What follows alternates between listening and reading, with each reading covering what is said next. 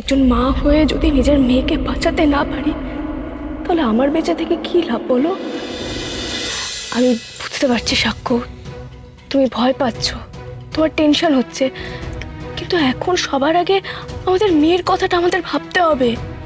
আর আমরা যদি প্রমাণ করতে না পারি যে যে বেঁচে আছে, তাহলে মহাগৌরীর বিনা দোষে যাবজ্জীবন সাজা হয়ে যাবে সাক্ষ্য। আর সেটা আমি কিভাবে সহ্য করব? একজন মা হয়ে যদি নিজের মেয়েকে বাঁচাতে না পারি তাহলে আমার বেঁচে থেকে কি লাভ বলো? তুমি চিন্তা করো না সাক্ষ্য, আমার উপর একটু ভরসা রাখো, আমি মহাগৌরীকে লকআপ থেকে ছাড়িয়ে আনবই।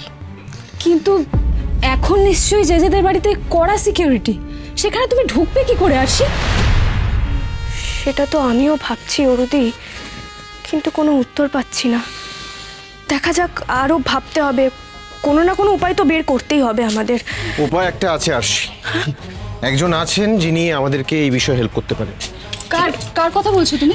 আমি যখন ওই বাড়িতে থাকতাম তখন ওখানে একজন দিদি ছিলেন, মালতী দিদি, যিনি বাড়িতে মানে বাগানে মালির কাজ করতেন। আমি এটা জানি না যে তিনি এখনো ওখানে কাজ করেন কি না, তবে মানুষটা খুব ভালো। কিন্তু ওনার সাথে যোগাযোগ করব কি করে আমরা? হ্যাঁ, আমার এই ফোনে ওনার নাম্বারটা এখন সেভ করা আছে। আমি একটা কাজ করছি, ওনাকে একটা কল করে দিই। হ্যাঁ, এক্ষুনি কল করো, এক্ষুনি কল করো। মালতী দি, এই যে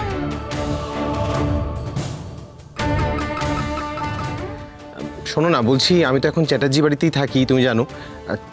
তোমার সাথে না একটা খুব ইম্পর্টেন্ট দরকার আছে, তুমি একটু এখানে আসতে পারবে? হ্যাঁ গো, এখনই প্লিজ এসো। ঠিক আছে, ঠিক আছে, ওকে।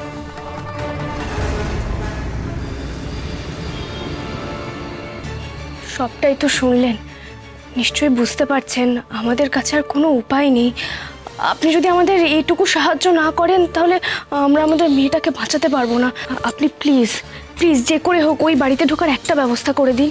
না না, সায়ন্তনী ম্যাডামের কাছে যদি ধরা পড়ি তাহলে সর্বনাশ হয়ে যাবে। উনি শুধু আপনাকে না, আমাকে, আমার পরিবারের সবাইকে প্রাণে মেরে ফেলে দেবেন। ওনারা সাংঘাতিক।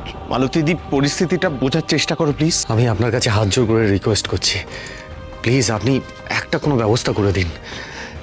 আপনাকে সামনে থাকতে হবে না, আপনার কোনো বিপদ হবে না। দেখুন, বিনা দোষে যদি আমাদের মেয়েটা এভাবে শাস্তি পায়, ওর জীবনটা নষ্ট হয়ে যায়, তারপরেও কি আমরা বাবা মা হয়ে চুপ করে বসে থাকতে পারবো? ঠিক আছে, আপনি যা বলছেন আমি তাই করব। মালতী, আমার একটা প্রশ্ন আছে। হ্যাঁ বলো, জানলে নিশ্চয়ই বলবো। জেজেকে কি তুমি এর মধ্যে ওই বাড়িতে দেখেছো? না গো দিদি, আমরা কেউই দেখিনি। তবে হ্যাঁ, বাড়ির পরিবেশ কিন্তু খুবই থমথমে। আর আমরা তো এটা আলোচনাও করছিলাম, স্যারের বডি তো বাড়িতে আনা হয়নি। তবে একটা কথা, আগে তো আমি গাছপালা দেখাশোনা করতাম, এখন একটু আধটু রান্নাও করে দিই। আমার দৌড় বলতে গেলে ওই ছাদ, বাগান আর রান্নাঘর, তার বাইরে কোথাও যাওয়ার নিয়ম আমাদের নেই। দেখেছো আসি, ওরাই বাড়ির সব জায়গায় যেতে পারে না, সেখানে তুমি জেজের বাড়িতে ঢুকে গোটা বাড়িটা সার্চ করবে কি করে? আমিও এটাই ভাবছিলাম, কিন্তু পেয়ে গেছি।